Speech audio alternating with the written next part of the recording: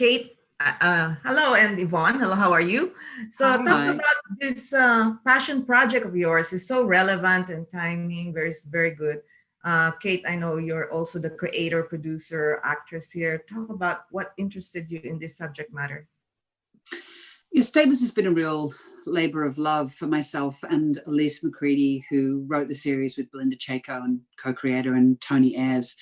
And we were talking quite a number of years ago now about things that no one talked about, like the elephant in the room. And of course, it always came back to the refugee story. And we sort of came up with a format of trying to look at well, what was going on in Australia was that it was the offshore processing of refugees and asylum seekers in the most inhumane way. And it wasn't part of the national conversation. And we felt to somehow, the issue had been so politicized that we felt in a way that it would have been too much of a hot button.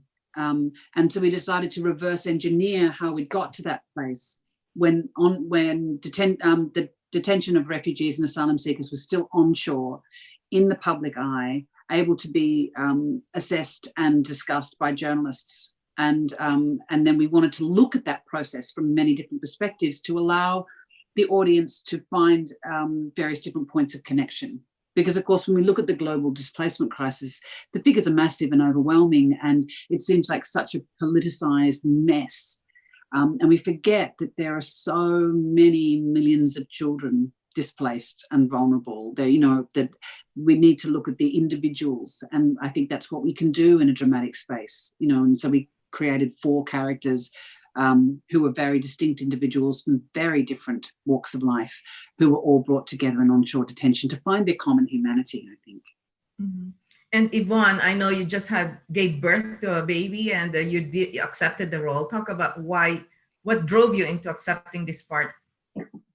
There are many factors involved in accepting this role. The subject matter is incredibly important, obviously. I mean, that's what predominantly the conversation is about, and it's been extraordinary to be part of something that is provoking conversation now around such a relevant issue, an unfortunately relevant issue.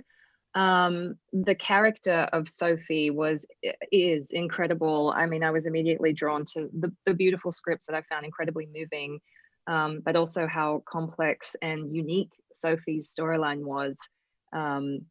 Just that all the elements of her being involved in a cult, and then her relationship with her family, her parents and her sister, and then trying to sort of escape that, as well as her mental health, and then getting caught up in this detention center that we explore, and also the people behind it. I mean, working with Cate has been amazing, and that is also that's also like a huge part of it. I've obviously been following Cate's career for so long, so it was just a dream come true to be able to work with Cate and the people involved, who really worked hard to get this show up and running, and that is now globally available to people to watch, which has been really amazing.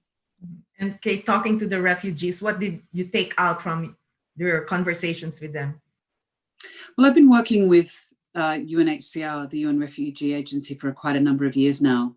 And I actually came on board to work with them on the issue of statelessness, which, of course, as a legal term to refer to being people who are citizens of nowhere, and therefore their human rights are curtailed quite severely.